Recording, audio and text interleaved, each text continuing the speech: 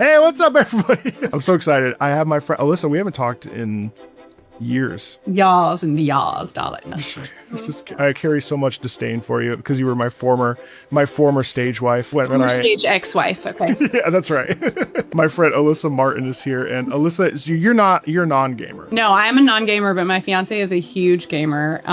So he is thrilled about this. This is cred for you. I know, it's a little bit. Yeah, I'm trying to look cooler to him, and so like that's why I'm here. I'm hoping to have him think I'm cool. So. I'm only getting married if you go on that show and talk about video game music. Yeah. But we've known each other for years now. My God, we did that butterfly in Arizona in 2018. Is that when it was, really? I think so. That was ages ago. I know. That was a really long time That's ago. almost 10 years ago. Yeah, I know. Well, that's horrible. No, I know. I'm realizing how long ago 10 years ago was, and that like I might go up to Glimmerglass to see Joseph do something this summer, and I'm like, oh, the last time I was at Glimmerglass was 8 years ago. It's like feeling like a decade now. Were we there together? No. No, I don't think so. No, we were not. You were there after me. When did I go there? I was there in 2016? No, 17 then. After that, because I was in Santa Fe that year. It doesn't matter. Yeah, it doesn't matter. A horrible intro. It all really matters. 23. Like a horrible intro. You guys don't know this, but it mattered so much. It mattered a lot to us to know what year. Anyway, so why don't you tell the people, give them the 90-second. Who is Alyssa? Oh God! Like I feel like that's what I don't know. Maybe I'll do it for you. You're a fantastic mezzo soprano, a coloratura mezzo soprano, lyric, whatever the hell they call it these days. I think Fach is fake, so who cares? Fach is fake. That's right. Fach. That's right. Faching. We're faching it up. You have incredible melismas. You have the ability to see. You know what, Nathan? We're gonna put a clip of Alyssa singing fast vibrato, fast runs.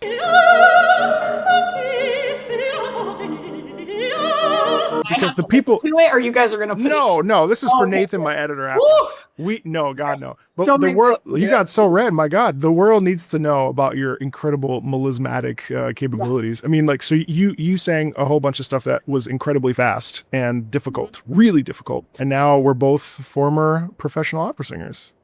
Right. How's that feel? How's that feel for you? You know, it's weird because you are still really like mentally involved and you're still like really personally involved with a lot of people and the idea and also like what's going on in the world of it all. Like, I don't know. It's interesting. Like my fiance wrote a piece for the New York Post this year about like a book about opera falling apart. So even the discourse about opera falling apart is getting bigger. So there's just all of these things to like still interact with on that level. And I don't know. I think it's interesting. I don't regret anything about a decision to step away from it when I did, because I think it was getting to a place where like, if you're a singer, and actually I was on Instagram this morning and a good friend of mine who is a singer in Europe and is doing like very well over there, but she's been over there for, most of her career. She's been over on this side of the pond and was posting like, I literally can't believe how hard it is over here for Americans. Like it's so difficult. Like it's very different. So I don't know. A lot's changed. A lot's different. A lot I would not participate in today in the same way I did before. Like I realized that like what we were just talking about, like we're all racing to be like, here's all of the programs we've done. And like, but it goes to nowhere, right? Because then at the end of the day, like everything is shrinking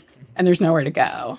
And so you're building all this artistry to take to nowhere. So I don't necessarily like disagree with the decision to say like, I need to invest more in like myself and what I want to do with my time and what I want to do with like my career in the future. Because I never thought like standing like on the day where I was like, look, I think I actually said out loud, I think if this is what it's going to be, I don't think I can do this. If what it's going to be is going between gigs that are like, shrinking, you have less opportunity, you have less ability to do things in a way that feels like it's in any way like doing justice to the art you've spent your life learning how to do. I don't know. I'd maybe like to find a different way to do it. And also get paid consistently and be able to live your life. Right. And like then be able to, because like if you're like struggling to make it from thing to thing to thing, it's super hard to do anything other than survive, much less be like, hey, what would be a great environment to create from? Well, let alone that. I mean, that's a whole separate issue of like, like most of the environments you go to, I don't think, I had a good time with my colleagues, but I would say most of the environments I was in were pretty miserable, even though the opera companies themselves were fine. Like the clash of personalities. Yeah. Not fun, really.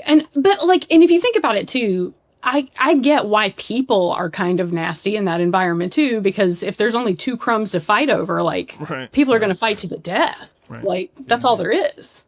So it doesn't like even create an environment where you are able to interact with other people in a way that feels positive because you are fighting for everything. And I think when you make the best stuff, you're around people who you feel like you're inspired by and that you want to do good stuff to impress. You know what I mean? Like you want to feel like someone next to you is good because you want them to think you're good. You know, I don't know. It's that theory about like when you work out alone, like you don't do as well, but like if you're in a class, you're like really worried about looking stupid. So suddenly you have like really good form. I don't know. Same theory. Look really well. Yeah, I know. I know. I totally agree with you. It's such an interesting phenomenon to be a part of a music field and then like make an active decision to say, you know what, I don't think this is healthy for me. And I don't bemoan it for either one of us. And I didn't think that would ever happen. Yeah. I'm sure you didn't either, but at the same time, like, granted, I'm doing the weirdest job on the planet, but I mean, like, I really feel that, like, being able to be a musician and recognize that you're not able to be the best musician you can be in the environment that you're forced to be in, career-wise. Yeah. It's better to just sing in the shower at that point. Yeah, or even, and like, I don't think it's off limits, and I think people are probably doing themselves a disservice if they're not trying to find ways to create things that they want to make regardless of an institution letting you do it, right? Like, I don't know that I think the institution itself will continue to remain in this form. Don't tell Timothy Chalamet. He already knows. He's aware, clearly. I found that whole thing like, I mean, I don't drink water on this show. Is that allowed? Yeah, no, I should drink water. I haven't drank any water today. You know, I like sit on calls all day and then I don't drink water. And then I'm like, why do I sound like I'm 97? Why do I sound like a woman named Paul who's 90 years old? I mean, look, the Timothy Chalamet thing was interesting because while I don't necessarily disagree with him, I do think it was a smarmy, douchey thing to say. But, but at the same time, I also recognize that even though I do think that movies and opera and ballet will probably outlive movies simply because they've already outlived them once before. But I do, like, you know, if we think about it, what's AI going to take first? Probably film. Yeah.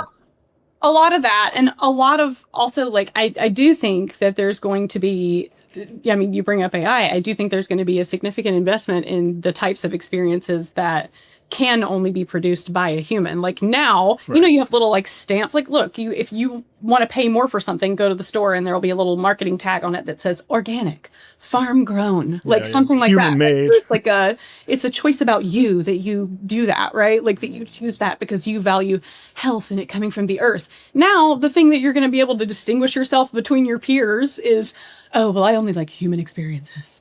Oh, this was made by a human and I can verify that. Like that's obviously going to be a personal brand distinction, right? Like, and you tell the difference between something that's made by a computer and made by a human. So it's not that it'll go away, but the part that's made by a human will be more valuable, which is why, in a way, I have a little more hope for things like opera and ballet, but not necessarily within the confines of an institution. Because in the confine, like, look, I live 2 blocks away from the Metropolitan Opera. Great example, biggest example in the world, right?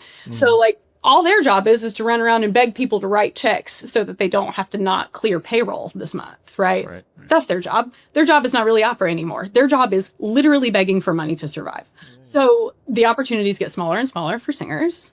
There are less and less things to do every year. That makes the financial picture smaller too, and like less upside. I think there's tons of singers in the news, like Jonas Kaufman, people saying like, look, I wouldn't be able to make a living today. I won't do this. I won't go to these places because I don't make enough money. There's going to be no shortage of people wanting things made by humans, art made by humans, experiences that make you feel distinctly human. But I don't know that we're necessarily interested in like the institutional push of please support this thing that shouldn't die, even though we've been doing the same production of this one show for like the last 30 years. Yeah. But also too, I think it's also a disservice, like even in the last 15 years, even from the academic standpoint, because I remember when I was at school, my class was the last small class. My class was still pretty big at like 22, 23 people or whatever. The next year, the class was 35. There's not enough opera to go around. And I just think like it's kind of a disservice for people to be like, I don't know. Here's the thing. If someone's watching, which they are, and they want to go into music school, I'm not going to say don't go to music school. Sure. Because that's a beautiful life. But also, we need to be realistic about the fact that the truth, I remember this. I remember some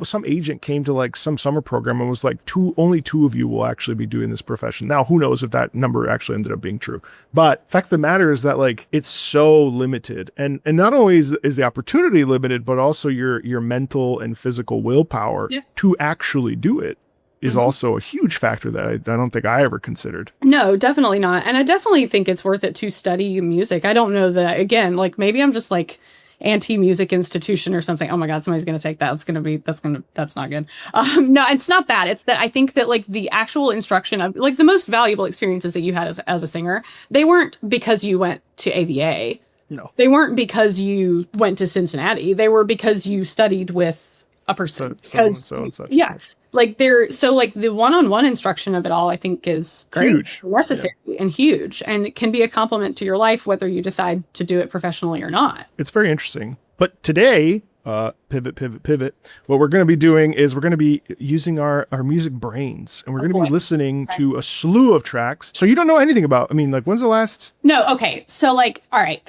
So I'm lying a little bit. I did play a couple video games when I was very young with my brother. And so like those are the only ones that I still know how to do. That was like 25 years ago. That's fine. No, I know. So like, I don't know how to Someone's like, she played 20 years ago. I have like the skills of a child. Like, actually not really. I think children probably are more skilled than me. I know nothing. The bar is low. The game plan is to listen to a bunch of music. I have a bunch of stuff, some EDM, some synth, some classical, some whatever. This first track actually is funny. So this is Heroes of Might and Magic 4, and this is the preserve/nature theme. I'm not really going to dive too much into context because I want this to be music-centric, music-forward. But if you have questions and I can answer them, I will. I'm pretty sure, if I recall, this is actually Karin Mushigian, your mezzo-soprano. Do you know who Karin Mushigian is? I know who that is, but I don't know her. I know some people who do know her, but I don't know her. Yeah, I remember reading it and I was like, what? Karin Mushigian? She was like in my first, like when I was like in the chorus of my first opera program, like as a local yokel. It has an old school vibe, by the way.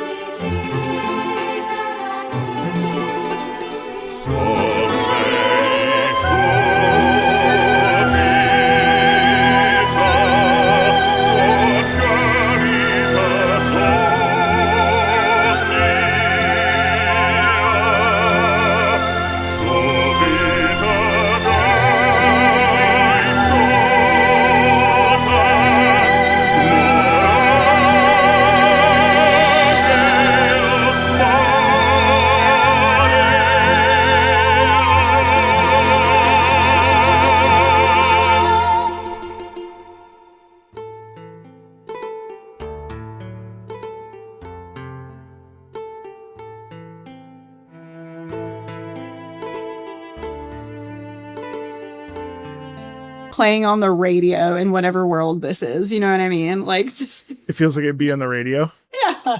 Like in whatever this video game world is, they're like driving and they're like, oh my God, pump that. Like, and they like, like, you know what I mean?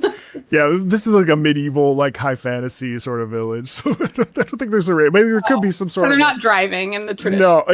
No, but they, I mean, maybe that, you know, in your world they are, which is fine. Okay. Yeah. In my mind they are. You haven't heard any video game music since like, you know, you were a child. So like, is it weird to hear opera as the first thing? No, it's not weird. And I think that like, I do like hear it around. Cause like, again, my fiance is a big gamer. So like I plays with headphones on a lot, but like sometimes I'll hear it and it's around. And also like I've also learned that there's a weird crossover. And now I'm going to get like extra points with him. There's a weird crossover between video game music and another one of his very special interests, which is pro wrestling. Like I think a lot of them. Oh, Kenny Omega, probably. Yeah. No, I think a lot of them are super into like video game music. So like apparently it's also playing through that. A lot of times he'll be like, oh, that's from a game. I'm like, it is. It's on the TV. What do you mean? So like, I get that this is like a huge, like there's a huge world. I mean, frankly, also I'm trying to figure out like, can I get a job singing video music? Like, is this like, where do you apply? Because this sounds fun. It's very fun. Yeah, no, it's a weird hustle. I actually don't know how people do. I mean, I've gotten lucky. I've done a couple things, but like, you know, very, very sparse. There are a couple sopranos that I know about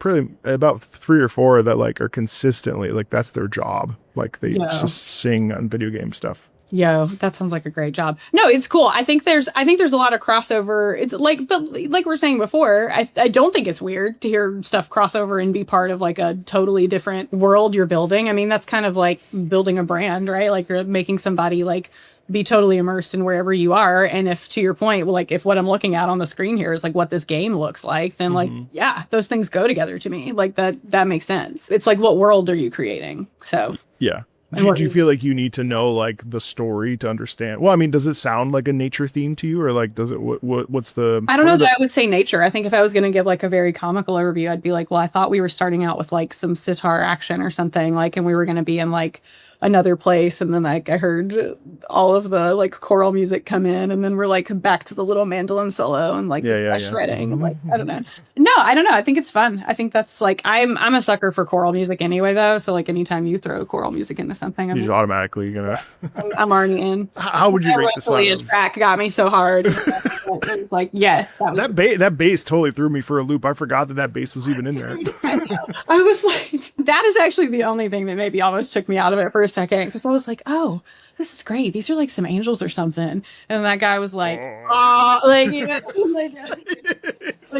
no shade on that guy's voice. It was great. It was fine. It was beautiful. I just was very surprised to hear him join the party is all. Oh, that's funny. Yeah. Okay. So how would you rate this out of 10? See, the first one's hard because I don't know like the depth of how good or bad it could get from here. So I'm going to I'm going to give that one a solid 5. 5 out of 10? Wow. Well, yeah, because in my mind, I think like video game music is supposed to be like super exciting, so you can like fight bad guys the whole time. Well, it can be like low key. Okay, like a 5. But 5 out of 10 is like quality though. Like this is the quality scale. All right, we're gonna set it. We're gonna set great. Yeah. Okay.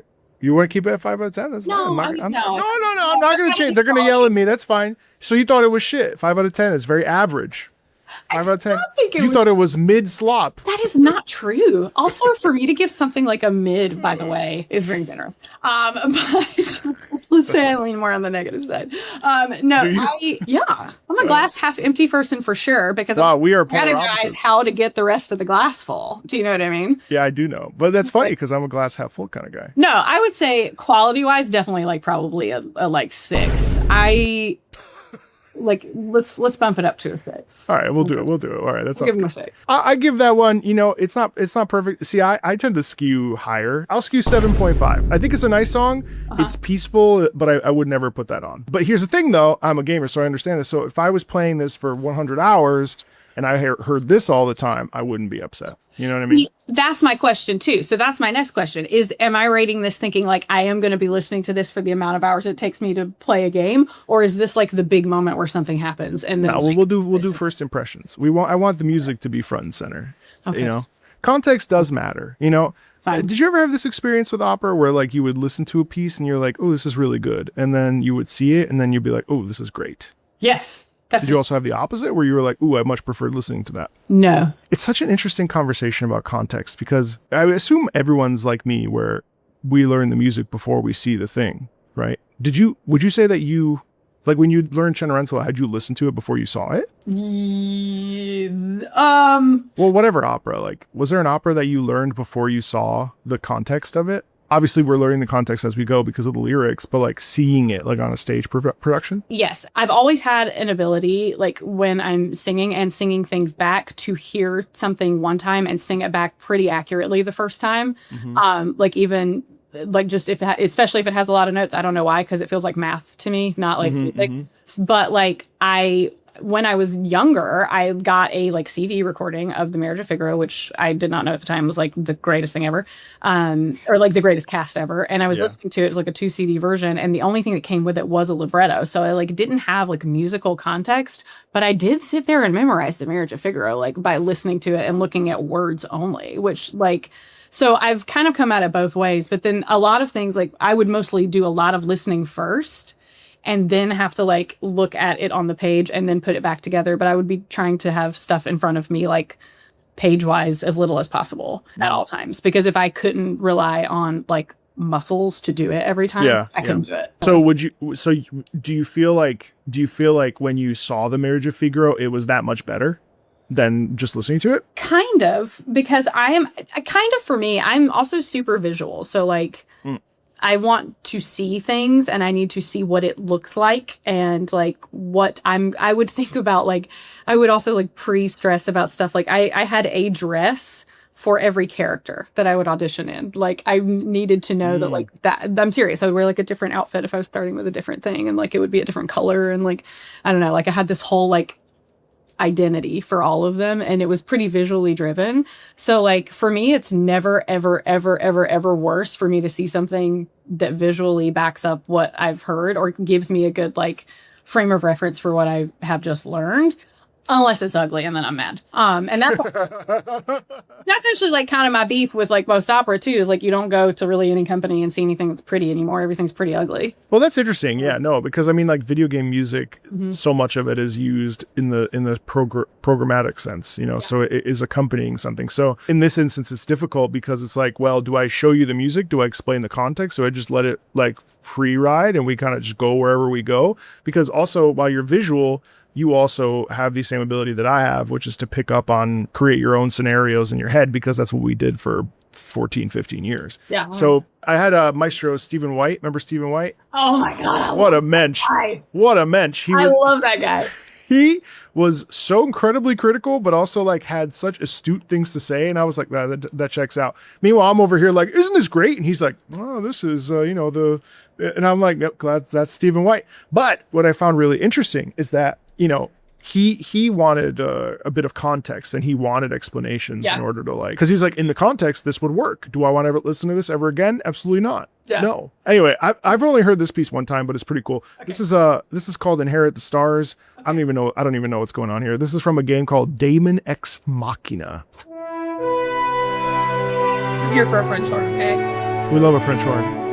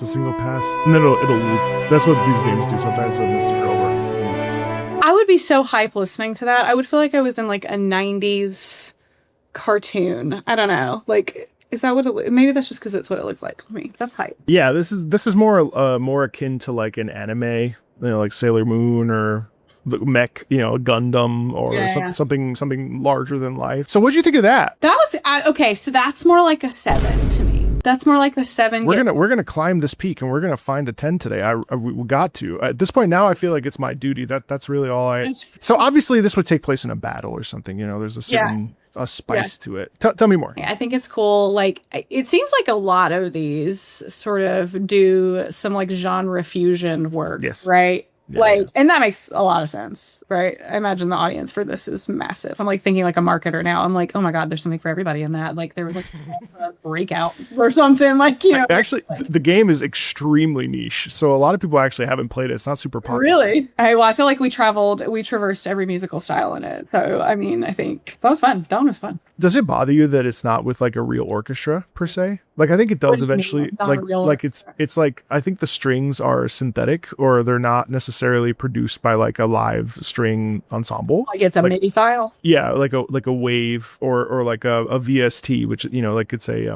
it's not. So like a musician is not playing it. No, the composer is like inputting what they want it to sound like, and then that's what it'll be. So I can't tell, but I feel like.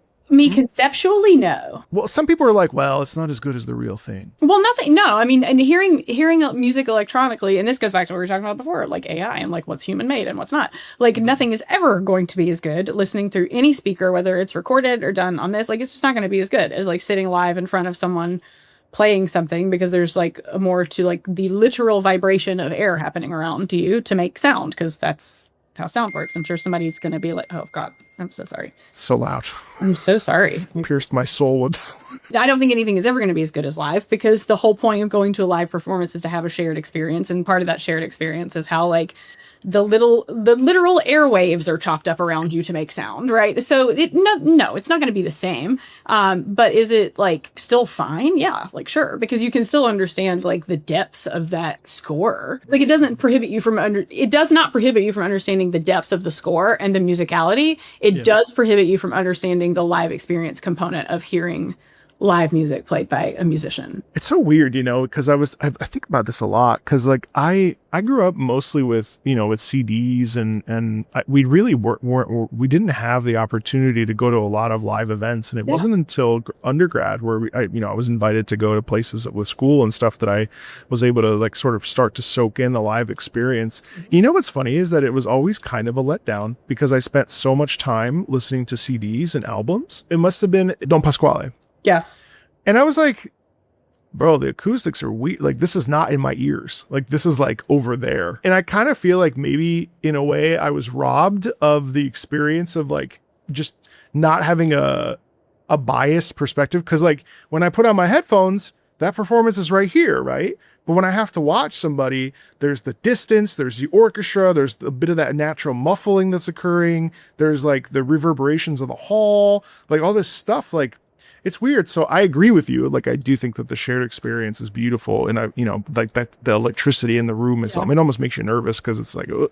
But at the same time, like, I wonder, like, I don't know. I've never like been like, you got to go to the live thing. It really depends. I don't know. I think that it's good to hear things and see things in the medium that they were intended to be seen in also, right? Like, I don't think that video game music, I think it's sure, okay, is it cool if an orchestra plays video game music now? Like, yeah, sure. I'm sure that draws a crowd. I'm sure that's like an interest piece. That's really more of like a little activation for the orchestra to like get new fans in from like another school, right? Like that's a little bit more on that side. But like, do I like need this to be that? No. Do I like need to hear Taylor Swift live? Like, honestly, no. Like, no, because what you're getting there is not like the live experience of like the music. You're getting like another show altogether, right? Like you're going for like a visual and community thing. You're not going for music at that point. You're better served with pop music. I mean, she's a great example, obviously,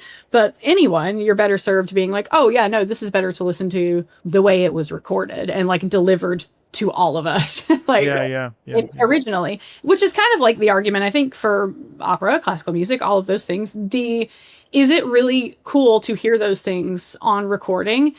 Yes, depending on the recording, but when you go listen to like a record of like Tetrazzini or somebody like that, the orchestra sounds sad and like it's like a grinding box, like, you know what I mean? And you're like, and you hear these like crazy voices, which you also think like, am I getting the full scope of that? Because recording wasn't really what it was, you know? So it's seeing those kinds of things that were intended to be experienced that way, I think is worth it. I don't know that I think it matters that much that this is like electronically produced, because you're playing an electronic game in an electronic environment with other people who also value both this aesthetic and this delivery method. So totally. Part of what this channel is sort of like the reason why it kind of started was because I wanted to at least shed a light on it, so that like because you know, like for people like you that have never even heard it unless they're in passing, and like here we are forced for 2 hours that you agreed to listen not actually forced to listen to video game music for a couple hours, and it's like you may never get the chance. So like maybe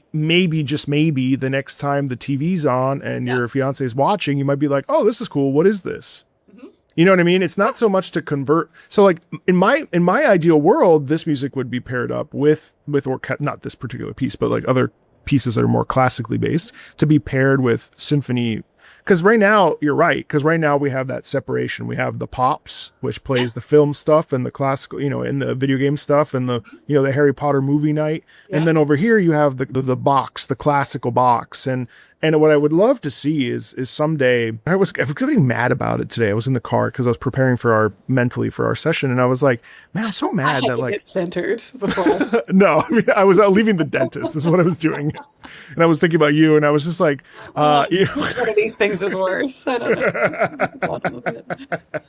I was thinking about like, okay, well, like, why do people say that video game music is like film music? Is it because it's not complex enough? Or like, well, who also defines that complexity? And like, I think it's because it feels secondary to the action. Think so. Because what you're watching a movie for, what you're playing a video game for, is to play a character through, right? Yeah, the game. Experience the action of the game, right? To watch, when you're watching a movie, you're experiencing the journey of whatever character you're watching. So like the music is supposed to punctuate for you the experience you're having in both cases. Versus the classical case. People want context, like Steven. Yeah, that's say exactly like, when are you listening to this? What am I supposed to feel when I hear that? It's funny, isn't it, though? Because like, you know, some pieces, even absolute music, even Beethoven, I mean, like maybe Beethoven, but like Mozart surely wasn't just like, oh shit, I gotta get, well, probably sometimes he was like, I gotta get this shit out. I gotta do this so I get paid. But then also he's like, well, how, there's no way that even Bach wasn't even, you know, and we know that Bach, you've sung tons of Bach.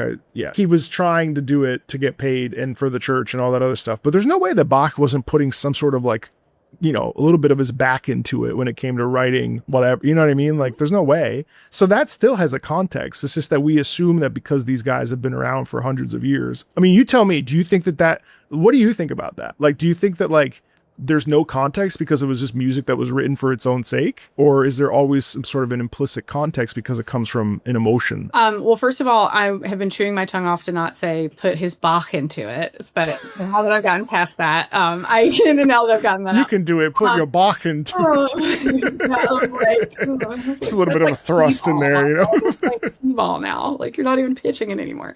I know, I stole a ball. I'm sorry.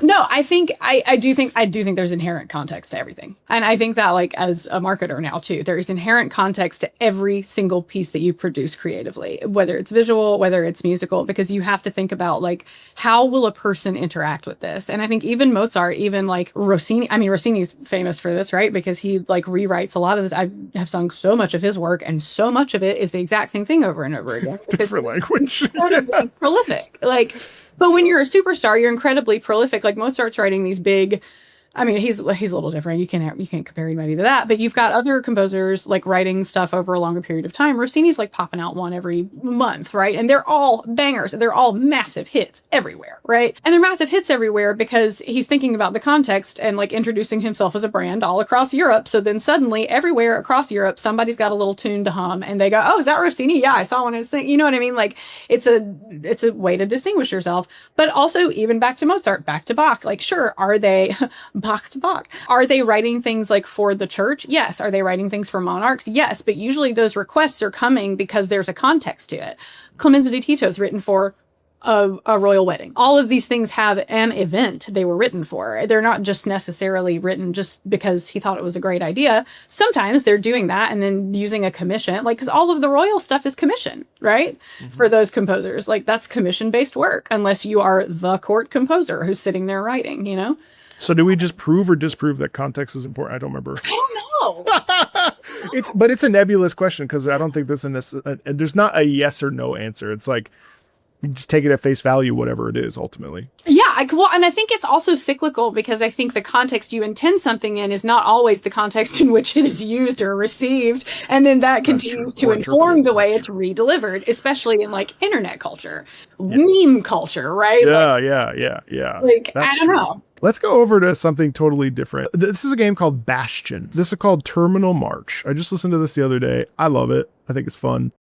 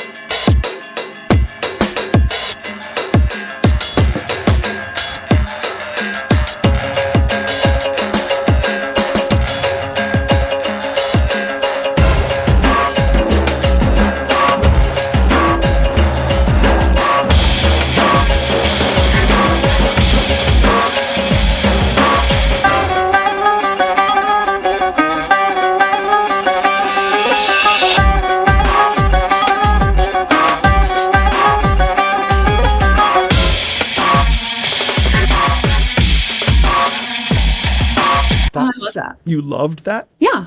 Wow. I'm a sucker for anything that sounds like even vaguely Middle Eastern. Oh, really? Yeah.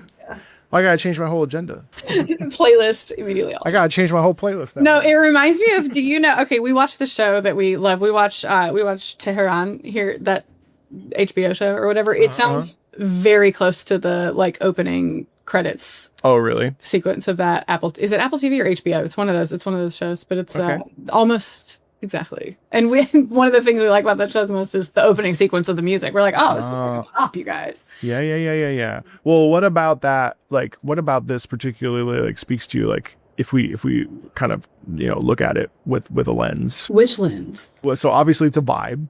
Mm-hmm. We like a vibe. We do. Do you find that it's particularly crunchy? Like tonality wise? No. Like there's a crunch in the beat and the crunch in like the percussion, the rhythmic percussiveness of it. No, it just feels very like, it actually feels very standard for a lot of like the rhythm systems of like Middle Eastern, Indian, like those like there, because that's a totally different like time signature and like mark, and it feels like very in line with that sort of stuff. Like, what do they call the one, like the Tala? That's not specifically the one I'm thinking about, but there's like a different counting and rhythm, but it like very much falls in. Have you ever watched those videos of the guys like ta tiki ta? Yes, yes. I think that's what's that called? Is that what it is? I think yes, it's that, but that's more of like I think that's called like Tala or something. I don't remember. I don't know. I'm probably saying you're very wrong. So please, somebody correct me. That's fine.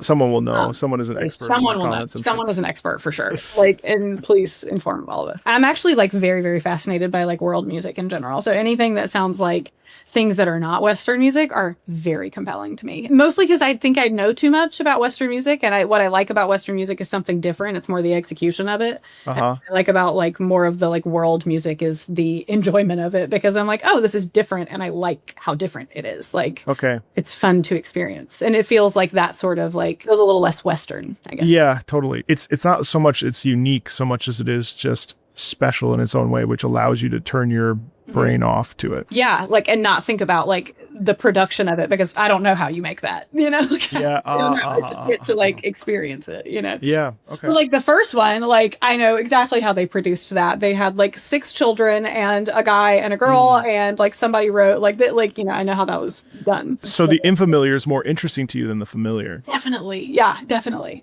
Like with art too. Like I'm a big like museum hopper. Like I love to just walk around and look at art, and I will look at art that I've looked at before, and I love looking at art that I've never looked at before for the same reason, because like either way you think something different about it every time, but you get to enjoy it more if you've never seen it in person. Like same thing with that. Like I don't know if you're familiar with, like I got to see a lot of the like when they had the Tudor paintings on display at the Met here.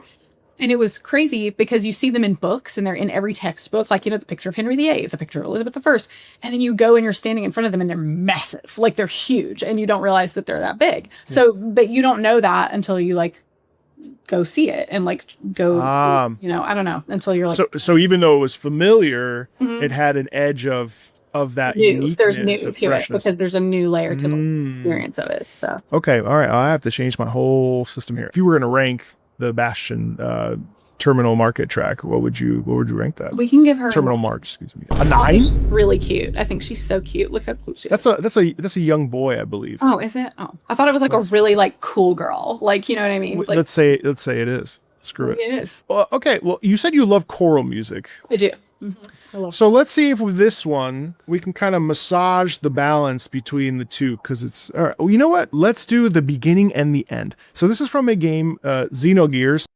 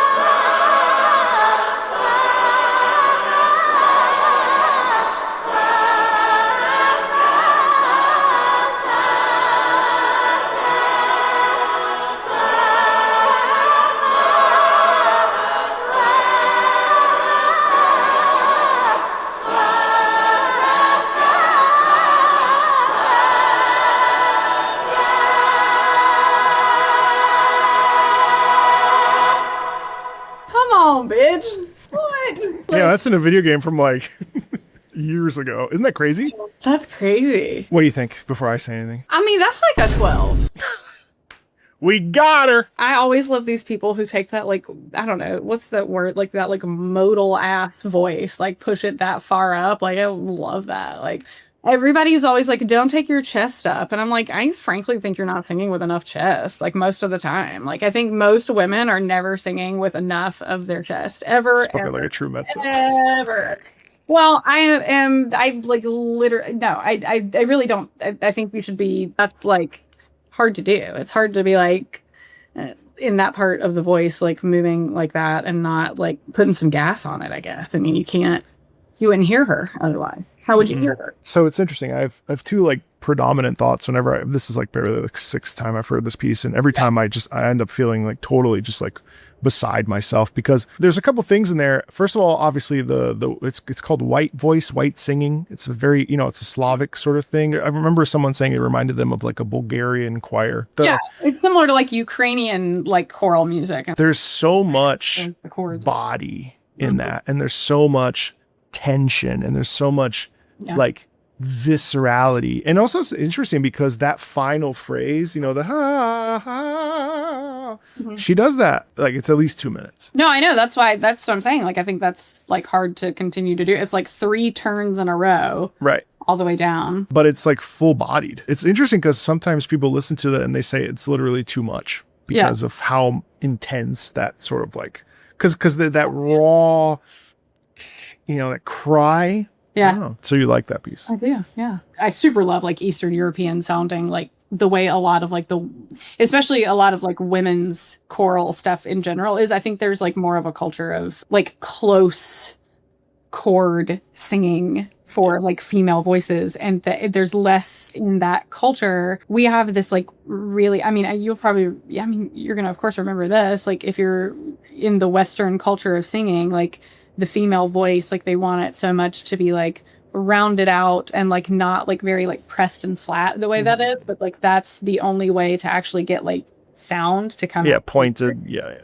And so like I think people like feel that differently because I think it like vibrates differently. So I don't know. That's good. And that's definitely my speed for sure. So there's a game called Fire Emblem Engage, which is not necessarily a great game, but the music's been pretty good. There's 2 versions. One of the cool things about video game music is that it's dynamic, so it changes depending on what's happening. So whether it's a battle theme or you could be rocking about on the map, and then all of a sudden you hit an enemy, and then boom, you're in a heightened battle version of that. This particular track is called Bright Bold Sandstorm, and it's the map and the battle mix.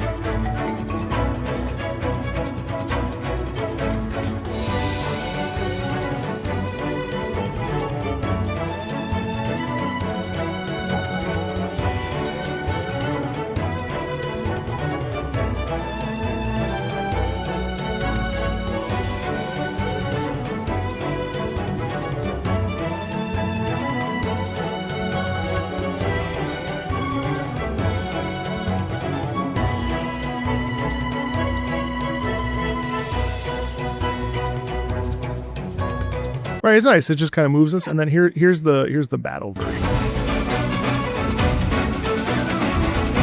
Got a little stank to it.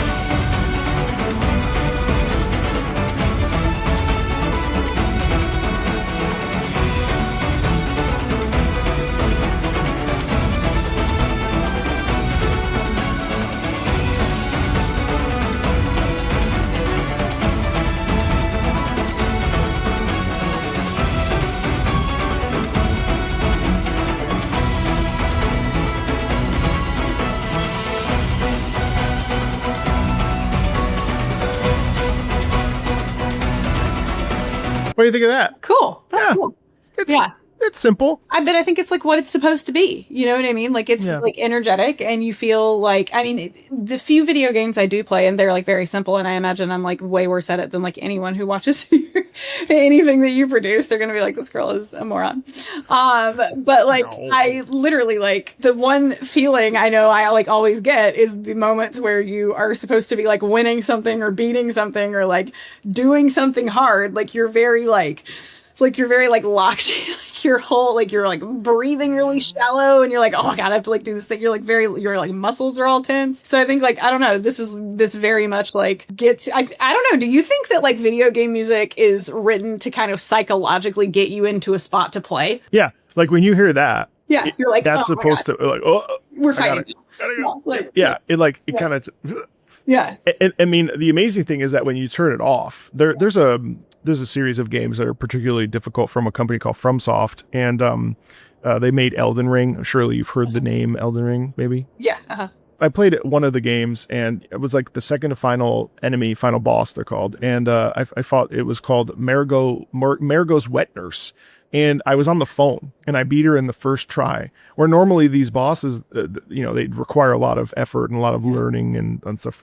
And I was like, oh, it's because I had the music off. So there was no tension laden within it. You're like, the pressing expectations of the... Well, but because when you're pushing up against the edge of like you know what I mean? Like it's, it's cool. Yeah. I put it somewhere maybe around like the 6-7 range, you know, because it feels like standard. To me, I think that ranking is like, does it feel like it's something special, or does it feel like standard video game fare, or like whether or not it's like a good version of that? It's definitely a good version of that. So that's like why like the upper half, but it feels like standard. Like if I heard it, I would be like, oh, this is video game music. If I heard the one, like the women's choir one that we just heard, I would not know that was video game music. Well, what's the distinction for you? Yeah, what's the distinction there between like what is video game music, and do we use that as a pejorative? That's not a gotcha question. I don't think so. I really don't think so, actually. The sheer numbers on how many people play video games would tell you that that's definitely not the case.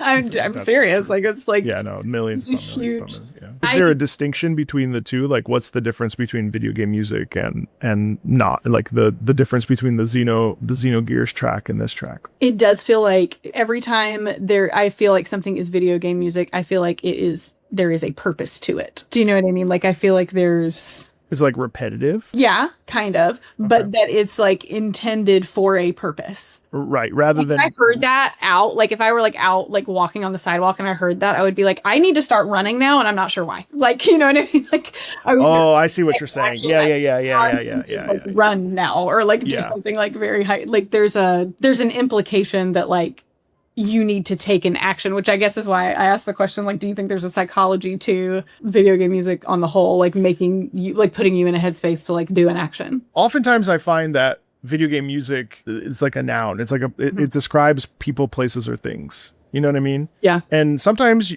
like the Xenogears, you'll get a piece that is like, it will describe a mood or describe a feeling, you know, or like an intensity. And then I think that's when we take like the... like written for its own sake, and we sort of elevate it, where that track clearly feels like it's written to be dynamic, like it feels like it moves forward with an intention. But like some of the other stuff I've played for you today is much more like vibes and that, which then elevates it. So yeah, that's fair. Exoticism is kind of viewed as a negative word, but I don't really perceive it that way, because exoticism is no different than like Bizet. It's just like someone who is not from a place writing about the place. It's no different than Puccini writing Fanciullo del West, or Bizet writing about Basque region of Spain. Like those, it doesn't implicitly mean prejudice. No, I think that exoticism in its general sense is like extremely universal, in that it's about the, like, I hate to use the word fetishization, but the fetishization of something outside of you, no matter who you are. So if you are something else, like it's just something that's different than me, like, and the me changes based on who's thinking it, I guess. Like, like to you, if to Puccini, it feels very exotic to be writing about like Imperial Japan, it probably would feel like very exotic for Madame Butterfly to be hearing about what life is like in New York. You know what I mean? Like, so that's exotic for that person, right? Like, sure. Exotic is in the eye of the beholder, I guess, is what I'm saying. Like, what is different and far from me, and that's not necessarily a negative. Like, I don't think different and far from me is bad. Different and far from me is interesting. Well, we're gonna stay in that lane, and we're gonna check out. This is called Swirls of the Stream, which is from a game called Genshin Impact, and this just baby context. This hold on, sorry. Drink your water. Oh, yeah, good. Water break. Yay, water break. Like, I'm 38, and some days I barely drink, and I'm like, well, why do I feel like shit? I think yesterday I drank like no water at all, and then I got to the end of the day and was like, why do I feel bad? It's funny though, because like when we were singing, chugging water all the time. Oh no, Pedialyte, like a bunch of idiots, like walking around with Pedialyte. Like Joseph and I went into a CVS in Arizona one time and we bought like 1 million Pedialytes, and they looked at us and went, sick kid. And I was like, yeah, 2 of them. Like, it was like me. Like, we are both very mentally We're ill. sick. Yeah. Can we have the Pedialyte go, please? This place takes place in a region that's based around like Persia, India. You know, it's sort of a high fantasy version of it. Yeah, so this is called Swirls of the Stream.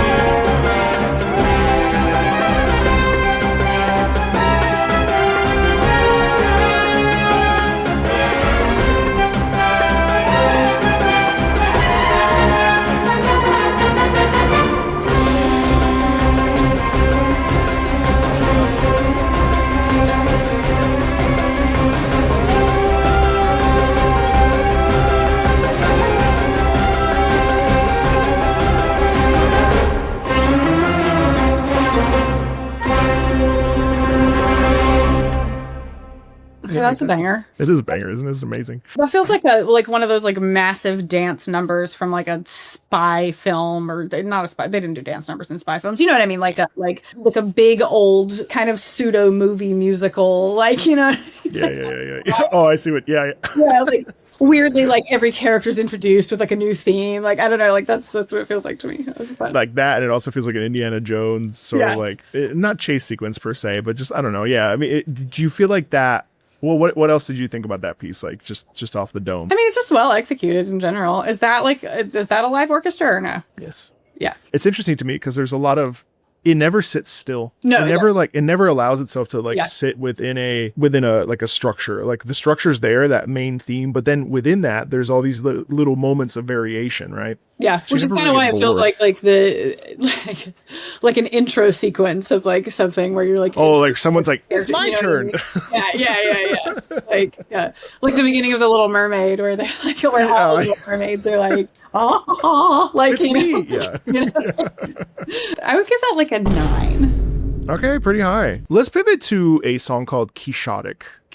So this is from a game called Lies of P. This is actually a song from a rhythm game. Would you know what a rhythm game is? No. It's a game where you match the rhythm. Think Guitar Hero? That kind of vibe. Cool. I like that game. Wait, I do know that game. I like that game. Yeah, so similar stuff, but not with a guitar. But anyway, so this game is another one of those like hard games. It doesn't matter. And so you go throughout the game and you find records. And this is actually the story of Pinocchio, but in a difficult.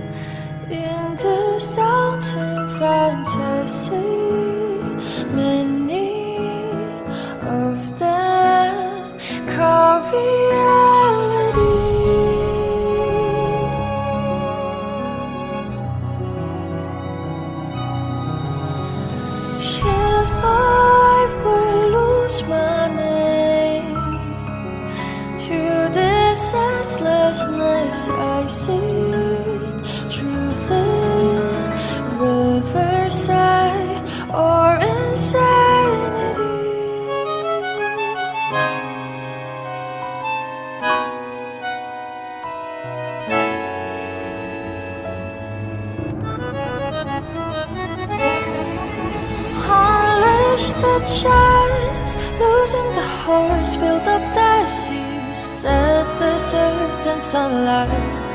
Defy the heights, behold your sight. For those windmills, let them run again. 'Cause I will fight, let it be the cold rain, be it battle I cannot survive.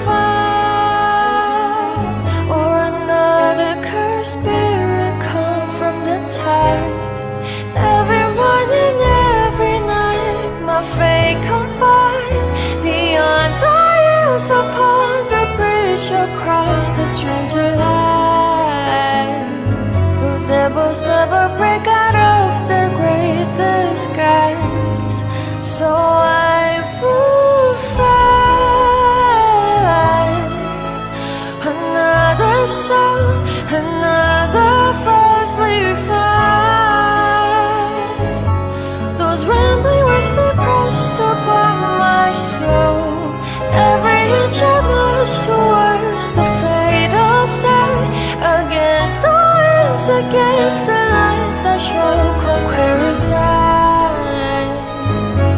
'Cause when you stop to dream, your whole heart gives into life.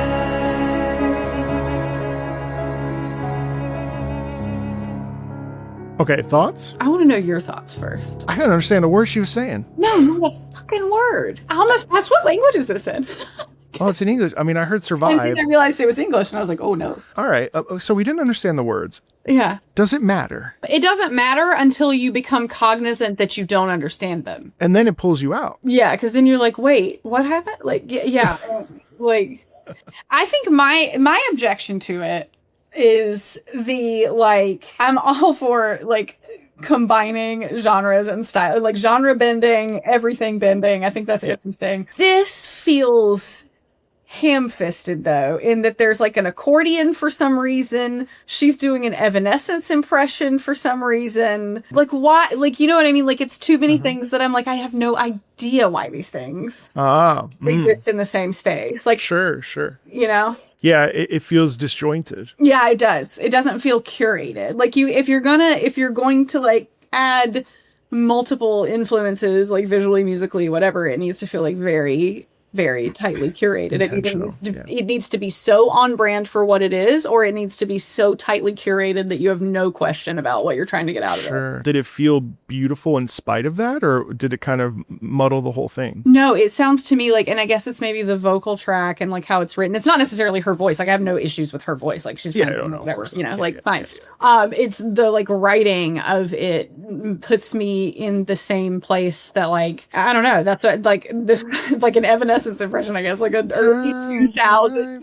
Yeah, like an early 2000s, like pop metal. And then I'm just like, I don't like this, which is crazy because I actually do love that song, but like, those, like, but I don't like that. Like, I wouldn't voluntarily choose it, I guess. Yeah, that's fair. No, that's fair. Yeah, no, it's like a beautiful song, but with caveats. And I think I'd only heard it one other time, and I was like, oh, this will be nice. But that Evanescence song, none of us would have liked if there was never the, like, wake me up beat drop. You know what I mean? That's like, we would have all been like, what the fuck is this? Like, you know what I mean? Because it would have just been her being like, yeah, like, that's fair. For like 4 minutes, which is what that felt. That's fair. Yeah. So where would you rank this, though? I mean, clearly a 2 or a 3. Okay, that's fair. We don't need to understand, but we need to be able to put the piece of the puzzle together. And if we can't, then there's a disjointedness. Right. Like, if I go into an opera, for example, and I know it's not in the language I speak, I'm not going to be coming in with the expectation that, like, I should know what's being said right now. Like, I'm coming in with the expectation that, like, either somebody's going to tell me what's being said, or, like, I'm going to see it with my eyes in some way, either as, like, the word, but, like, not necessarily, like, I got to figure it out on the fly, like, what's going on. I think people don't like to figure it out on the fly. Okay. And this is an interesting conversation because we as singers had to learn meticulously other people's languages and be able to pronounce it as if we were native speakers. Do you expect and hold others in that same regard, where they should be expected, if, let's say, they're not American, should they, or you're someone who speaks English natively, should they be expected to have good pronunciation of the English language if they're singing in English? Yes, and I think if you're singing in Italian, you should have an expectation that your Italian is going to be pristine. And I think if you're singing in German, there should be an expectation that your German is going to be pristine. And I think that, like, that's, like, it was Janet Baker that always talked about, like, polishing the glass. Like, your job as the artist is to continue polishing the glass so people can see through it and see, like, what's happening. Like, you are continuing to get fingerprints and like dirt and stuff off of it so people can see. And so you're removing the barriers. That is your job as the art. Like, that is what you are there to do, to facilitate someone else's entertainment or understanding or whatever by giving them the clearest possible view into whatever art you're, like, presenting. If you know that, like, you have super bad Italian, maybe don't sing in Italian. Like, maybe avoid. Or, well, at the very least, like, study it and rehearse it and master it. But likely, if you're not good at it, you're probably not going to get to do it very much. So maybe find something else that you are good. You know what I mean? Like, instead of trying to, like, badly master something you're not good at, maybe don't half-ass 2 things, whole-ass 1 thing or something. What's that? Sure. Like, just don't, like, I don't know. That's why I'd, like, be intentional about, like, artistic choices, because then they actually are, like, palatable to watch instead of being, like, a sad. Sure. Well, what happens? Yeah, no, that's fair. I mean, I hear you there, but, like, what happens if if the presentation is like the package is good, but there's a couple of these like things, or do we dismiss those, or do we say, well, the package is good, but this and this and this, or do we say that's not good because this should have been tighter or should have been, you know what I mean? Like, do we throw the baby out with the bathwater, or do we, like, again, not a gotcha question, I'm just talking out loud. Because I think about this all the time, because it's like if I hear a song where but I'm also a glass half full person, so I'm like, well, they tried. I mean, it is what it is. Yeah. But I see your point where it's like, if the song is good, I'm more likely to give it a pass, because it's like, well, the package of it is, you know what? Let's listen to an example. There's a game called Guilty Gear, which is a fighting game. You know what a fighting game is? Like Mortal Kombat. Oh yeah, it's just like where you fight each other. Yeah. And this one's like an anime 2D fighter. We'll see the lyrics on the screen. Just note that these lyrics are not exactly accurate, but this is actually like the closest to like a character theme that,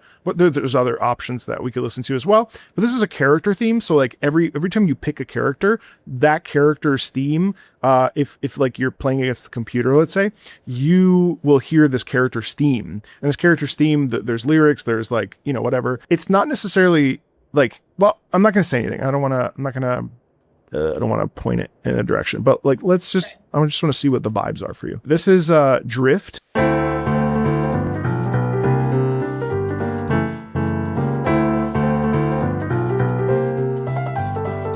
It took me 10 years to find the answer to something I forgot about it in 2 seconds.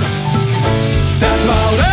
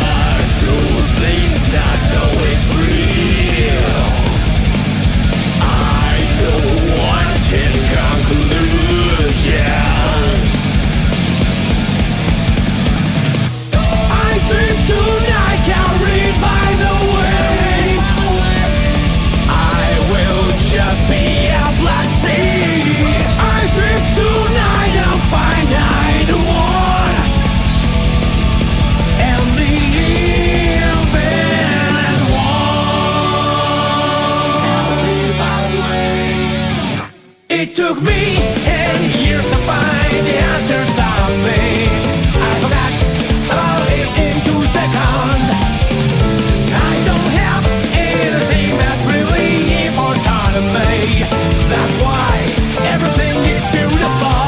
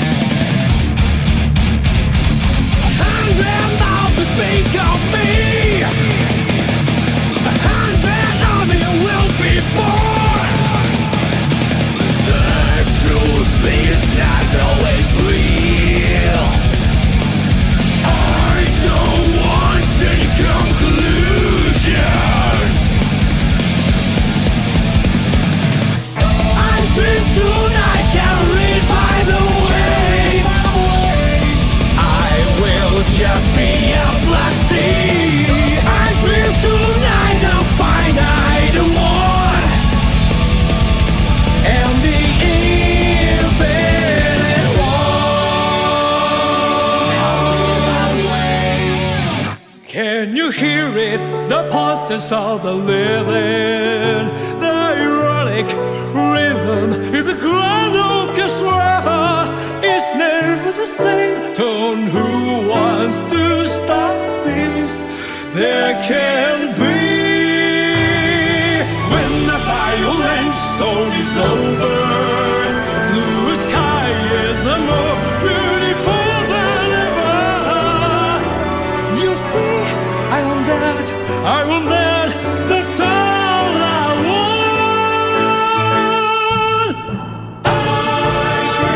I crave tonight, the wait, I'll just be a black sea. I crave tonight, please don't stop the flow. I drift tonight with wandering just. I will be of this universe. I drift tonight, a finite world. The finite one and the infinite one.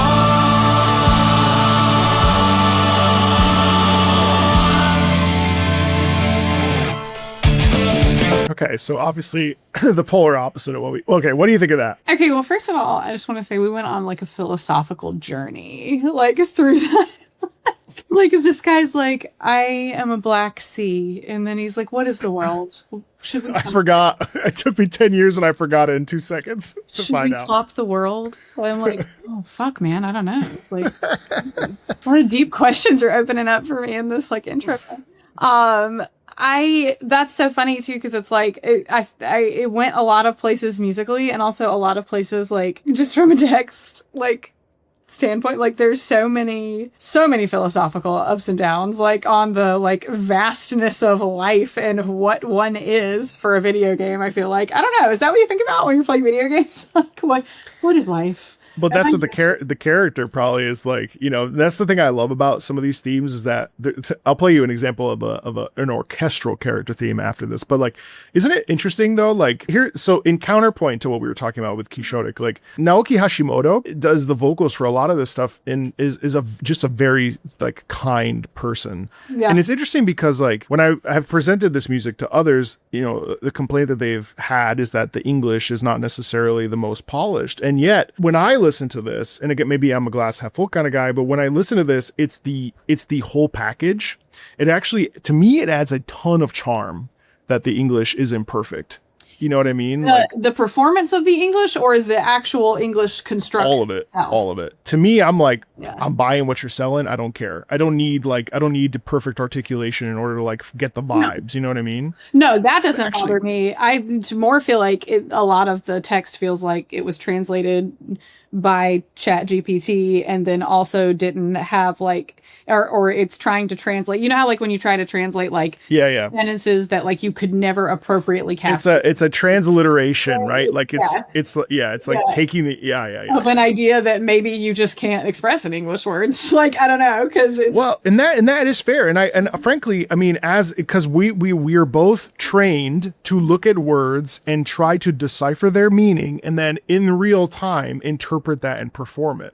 So I don't think that the performance itself, like I take it for what it is, but I agree with you that the lyrics half the time I'm like, what the fuck are they trying to say? Because it's like I want to understand it, but I cannot. Not the English, like the spoken, but like the actual like concept of it. The concept. It's like the concepts of a plan.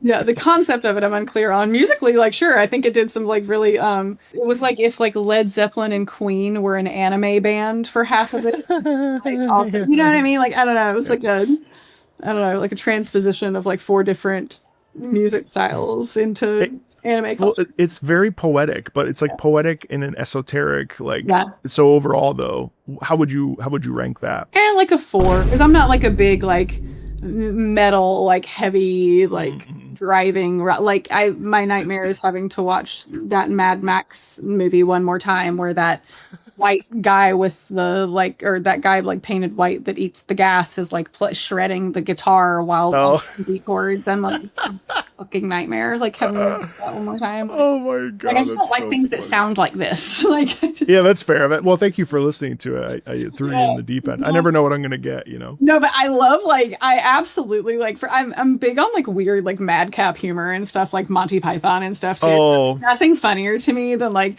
hearing this and like seeing like very sad boy emo lyrics like I am on the dark sea. Like well, yeah, especially because he doesn't look like he would be like that at all. Right. Like something about that is like deeply funny to me. Like I respect time that. I see it. Like I respect that. Well, then let me play you an example. This is much more in line with what we're used to, but let me play you an example of a character theme that is orchestral. But the wrinkle is this is for a giant Godzilla-like monster. It's very Western based, but it's fun. I think you'll like it. I feel so. This is Arc-Tempered Arcveld's battle theme. Okay. A whole bunch of words that mean nothing to you. You could tell me just anything and I'd be like, yes, wonderful. Yes, wonderful. It's one of my favorites. Yeah.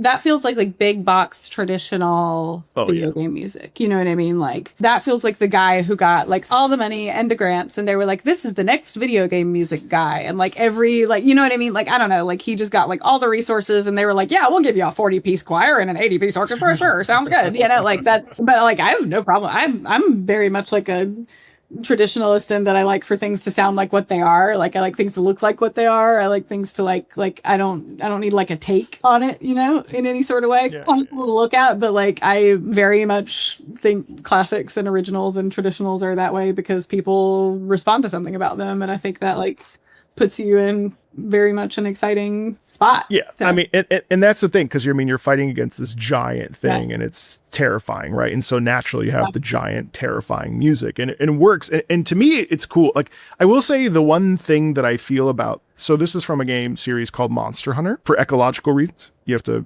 depopulate. There's too many. They cause ecological disasters, and so it's interesting because I do think that some of these from the most recent game, they suffer because there are these like little pockets of big melody, and the rest of it's sort of like background, like it's fine. But then there's these little moments where you're like, oh fuck, and like it's really cool. In previous games, there was a more of like a rounded out or fleshed out sound, and so you went on more of a journey. Whereas these have these peaks and valleys where you're part of an experience, and then the experience fades down, and then you're part of an experience, and then it fades down. So I really like AT Arkfeld's theme, just because I think it's very very classical.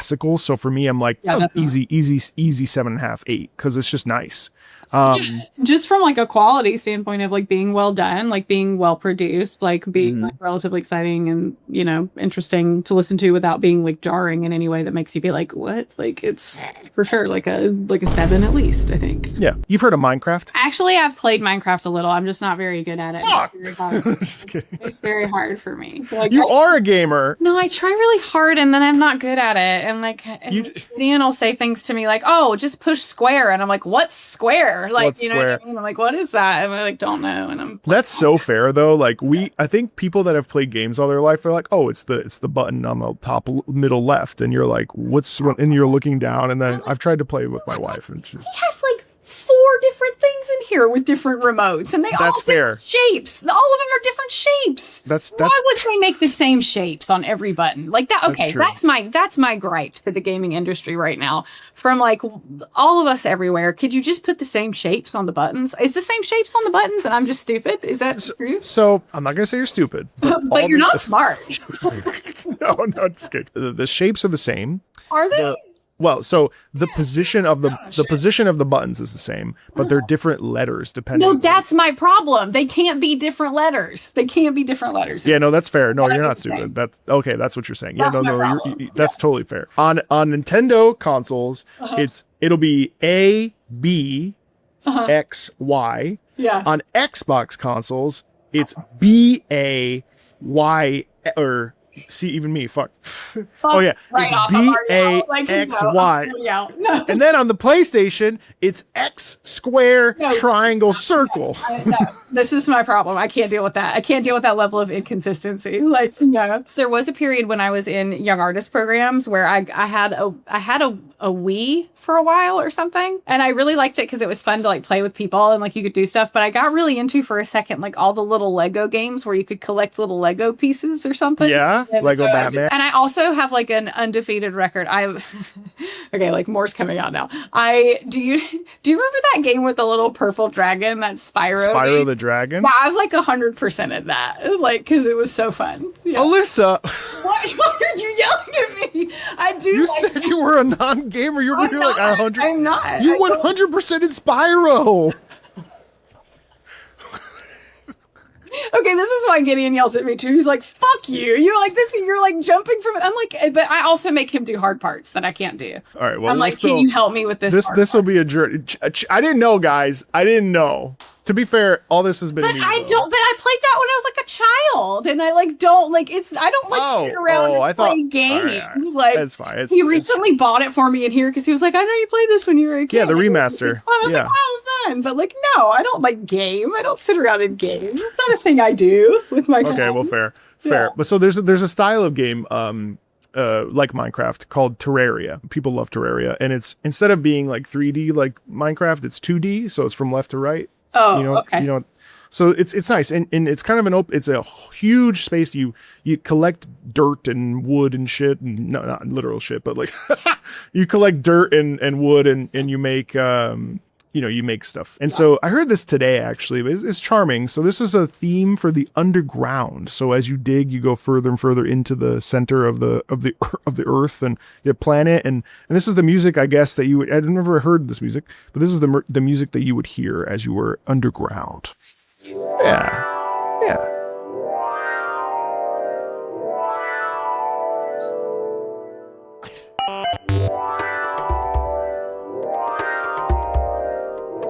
It scares me a little bit, the dial-up tone, but your dog's like, what the fuck?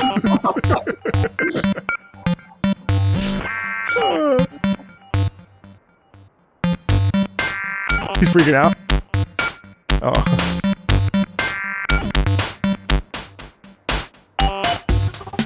Yeah, it's funky, right?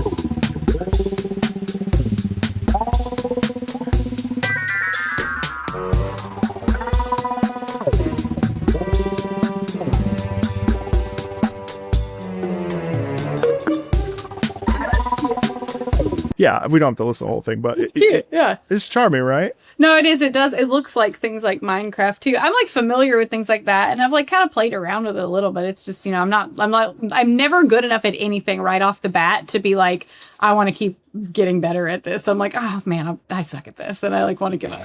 But the ones that I tend to like and stick with for any amount of time. Number one, is it like, can I do it with another person, and is it like social? And number two, is it very cute? Right? Like, yeah. Is it like you should play Hello Kitty's Island Adventure? Add that to the list. Or do you have a Nintendo Switch in the house? Switch 2? We have everything in this house. Do you like Pokemon? No, but I know that Gideon is playing a Pokemon game right now. He's probably playing Pokopia. Pokopia? Is it like a Minecraft game? Oh, I don't know. You build stuff? Yeah, then yes. Yeah, kind yes, of. Then yes. Like, yes, it's taken the world by storm, yes. Yeah, Pokopia. well, he's playing that. So You probably like that. That's cute. It's made for children. yeah, that's what I'm saying. If a game is made for like a child, I'm good at it. Like Mario Kart, great. Put me in a room with like a bunch of other people playing like. Oh yeah. Oh yeah, of course. Well, of course. Social gaming is it's like I mean, we only listen to 50 seconds, but did you have an opinion about that? Is it just No, I love it. I love the little, like, I feel like you're the kind of person who listens to video game music and you like really, and I know this about you as a musician too, you like really want to get like deep into like the details of it and like the beauty of the theme. And, like, why, you know, like that's like very how the raison d'etre. Yeah. Why does this exist? That's like a very like you like response to it. I feel like I really like music that is simply environmental though. Like I don't like ambient tracks. Okay. Yeah, I love that. I think that's fine. I think it's fun, and I think it actually like, because in my mind, I actually think that's more creative. If you could come up with music that is just like the background to something, if you're walking through life and you're like, this action sounds like this to me, that is so creative. Like, I think that's funny. Like, if like the music around you because of something you're doing or somewhere you are sounds like this, I think that's interesting. I think that's like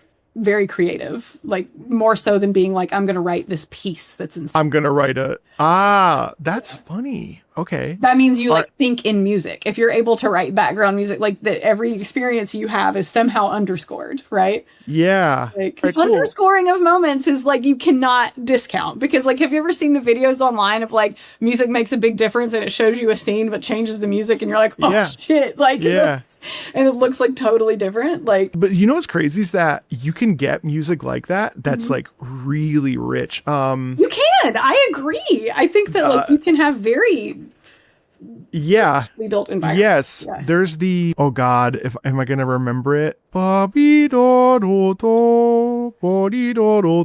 It's so orchestral, but I feel like I have to play it. Hold on, I gotta find it though. It's gonna bother me. Is it Ancient Stones? I don't even fucking know. I don't know. Hold on. No, I can't find it. Let's go to something really fun. This is actually an art song. A modern art song. It's called Voice of No Return. It's actually not in a language. It's in it is, but it's called a chaos language. It's made up. It.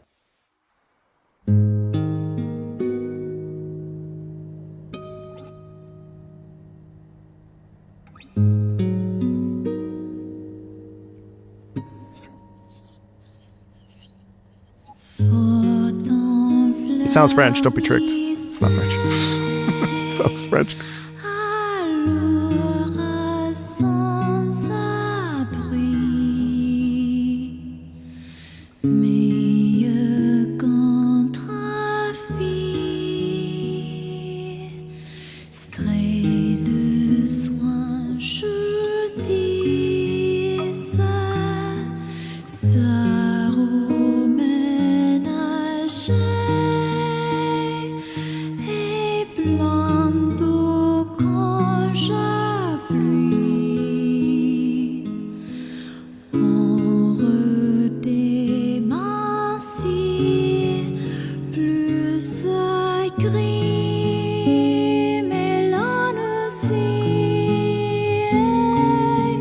Et s'il est à pas comme l'en tenir et attendre Fialou, c'est un abri que pleure Coralie contre me sera-t-il contre la s'ouvre la cante.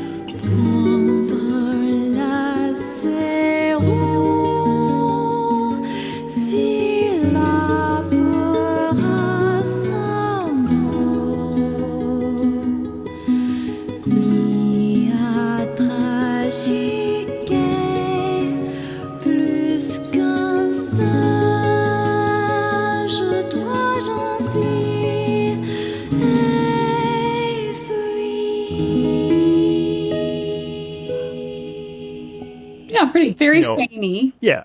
Yeah. But like strophic though, which I find kind of unique. Well, not unique in the sense of like in sense of the classical space, but it's interesting that it's like it does something that's been done for hundreds of years. Yeah. But it's like in a video game that came out like I think it was like 12 years ago, 13 years ago, 10 years ago. Yeah, no, it definitely also feels like I don't know why. And maybe I just like frequent places like this a lot, but it feels like very like med spa, like you know what I mean? Like I'm about to get like a facial and also like micro needling, you know. Yeah.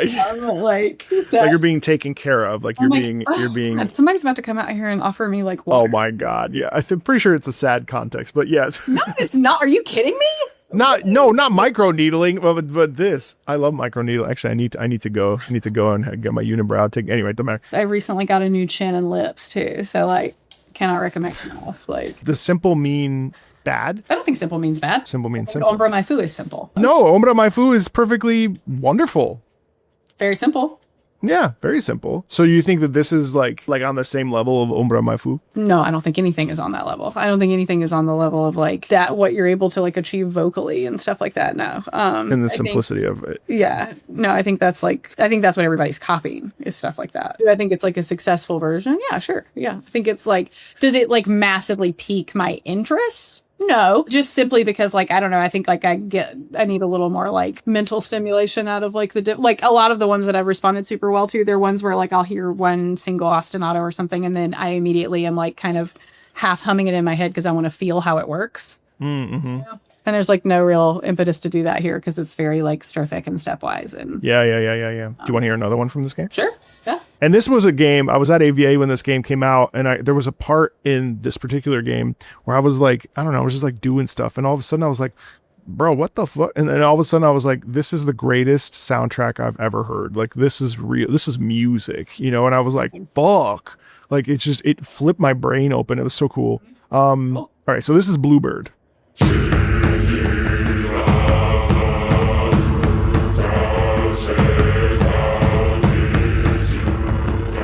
Ooh. Forgot about that crunch.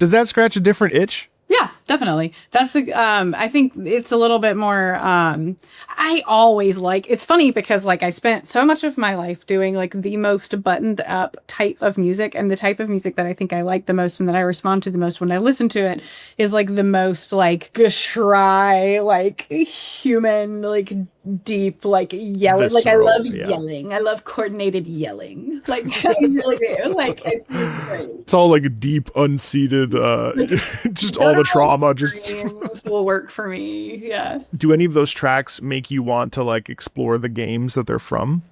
Like either one of those? It makes me, I don't know that it makes me want to sit down and play them. It makes me want to see what they look like. Where would you rank these two individually? I mean, I think this is probably up in like the 8-ish range. The one before, the kind of like slow micro needling anthem, is maybe around like maybe like a 4, because it's pleasant, but not. Yeah. Do you feel like it's because you have like singer brain on, and so it's like, or is that just in general, like because of the vocals and the strophic, and it's like something that we know, or is it just simply like from a listening? Yeah, I think it's the second one. Like I think I hear like things that that come together in that like very relaxing like place, and I'm like, oh, I'm not supposed to be actively listening to this. I'm just supposed to be absorbing the environment, and that's like where I like.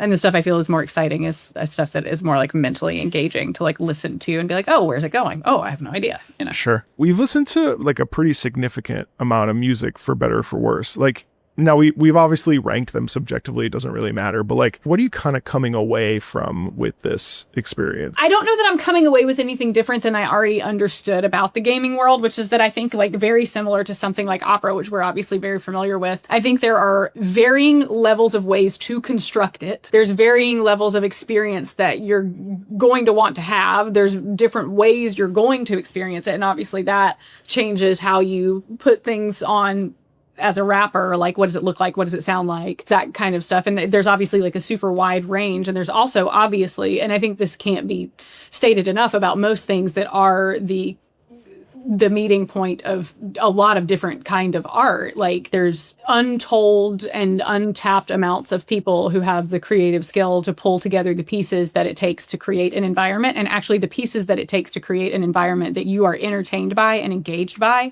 are so much bigger than people realize. Like you have to have a composer, you have to have someone like doing the art, you have to have someone doing the sound mixing, you have to have someone doing all of these things. Huge. Because without all of those things, and you know, not to be like trite, but in chorus, like that's like what makes these experiences like either hit or not, right? Like how successfully are you doing each of those things in both the iteration that like you're supposed to for like how it's going to be received, and also in the genre as a whole. Like where do things fit in the genre as a whole, and also like where does it fit in the little niche of this? Because I can also tell from each of these that like these are all different kinds of games, right? That like the wide array of options available to you are unending. Unlimited. Basically. Yeah, it's unlimited. Like you can unlimited, which is kind of what you can do with music, kind of what you can do with art, with anything that's creative. You can do an unlimited stack of different influences and still come out with a completely different product that's completely different than something else. And in 40 years of history.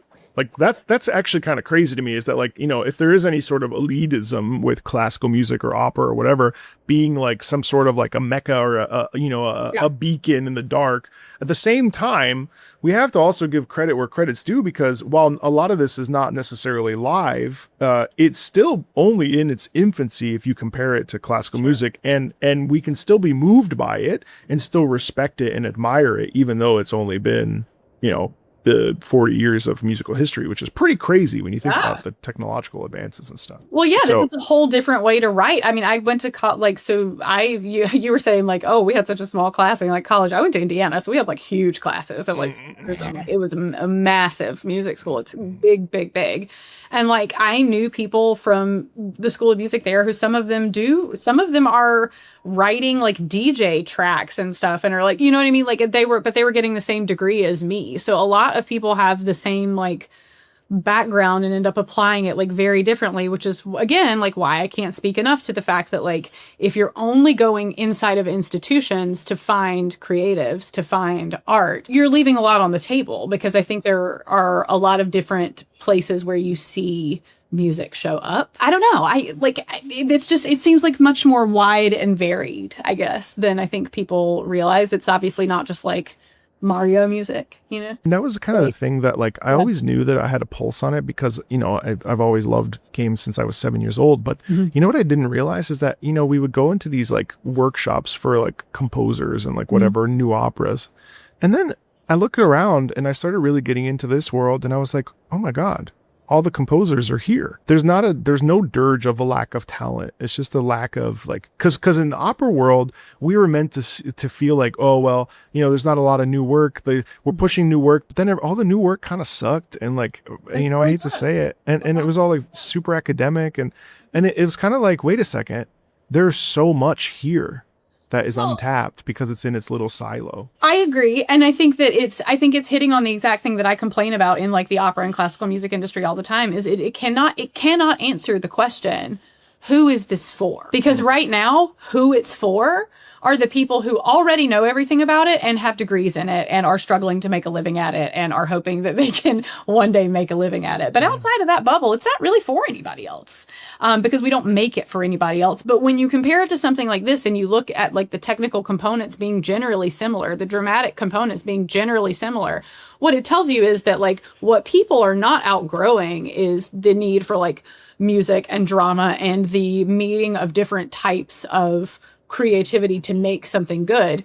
What they're really over is like the experience of maybe going inside of a classical arts institution and having to stomach that experience to get it. Because they're getting it here, right? Like the reason all the composers are here, I think, is because this is probably where the composers get paid.